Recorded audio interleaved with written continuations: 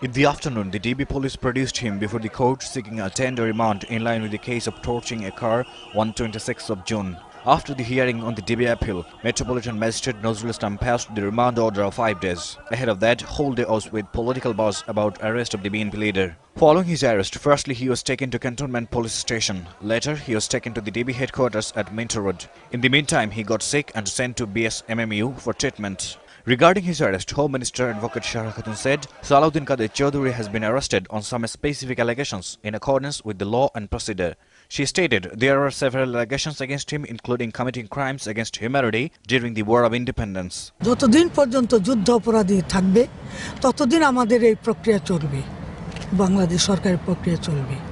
আপনারা এটাতে আমাদের প্রতি আস্থা রাখতে পারেন এবং আপনারা এতে পূর্বে বহু বলেছেন যে আপনারা আরও লোক ধরেন না কেন।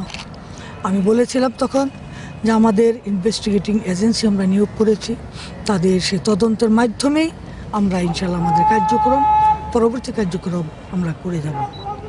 আপনারা গতকাল আমাদের চিফ প্রসিকিউটরের মুখে আপনারা শুনেছেন, টিম তারা তাদের তদন্তের মাধ্যমে যাকে যাকে পাবে সেই আমাদের। On the other hand, family members of Salahuddin Kader Chowdhury have alleged of torture on the veteran politician.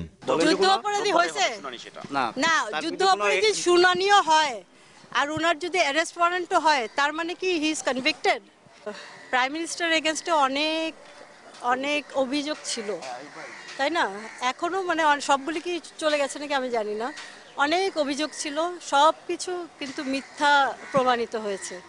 আমাদেরগুলিও মিথ্যা প্রমাণিত হবে ইনশাল্লাহ, কিন্তু তার আগেই তো কনভিক্টেড করে দিচ্ছে। ওনার প্রত্যেকটা পায়ের আঙুল ছিঁড়ে ফেলা হয়েছে, ওনার নখ ছিঁড়ে ফেলা হয়েছে, ওনার কানের থেকে রক্ত বের হচ্ছে, উনি দাঁড়াতে পারছেন না, ওনার মাথায় এত জোরে আঘাত দেওয়া হয়েছে। এরকম নির্যাতন একটা সিটিং এমপিকে যে বাংলাদেশের গভর্নমেন্ট করতে পারে এটা তো বিশ্বাসযোগ্য না। 19 তারিখে তো আপনারা আবেদন করছিলেনই অ্যারেস্ট ওয়ারেন্টের জন্য, সেটা কেন ওয়েট করলেন না? সেটার জন্য আপনাদের কি ভরসা ছিল না যে এভিডেন্স এনাফ নাই? After the arrest of the standing committee member of the main opposition for allegedly torching a car, BNP Secretary General states from a press briefing that such torture has been carried on Salahuddin Kader Chowdhury, which supersedes the worst inhumanity of Nazists. ওই যে 195 জন বলা হয় তাদের মুক্তি কারা দিয়েছিল?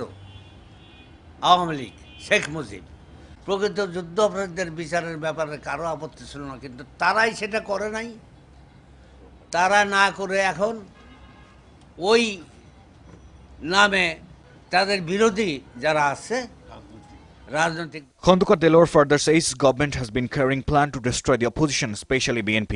In pretension of trying war crimes, the government is enveloping its failure. BNP wants trial of real war criminals, but not a staged drama, Delor affirms. এই trial, এই অ্যারেস্ট সবই প্রহসনমূলক। আওয়ামী লীগ ছাড়া বাংলাদেশে আর কোনো দল থাকবে না, সেইটা প্রতিষ্ঠা করার জন্য তারা সালাউদ্দিন কাদের চৌধুরী সহ অনেককেই গ্রেপ্তার করেছে এবং করবে আরও।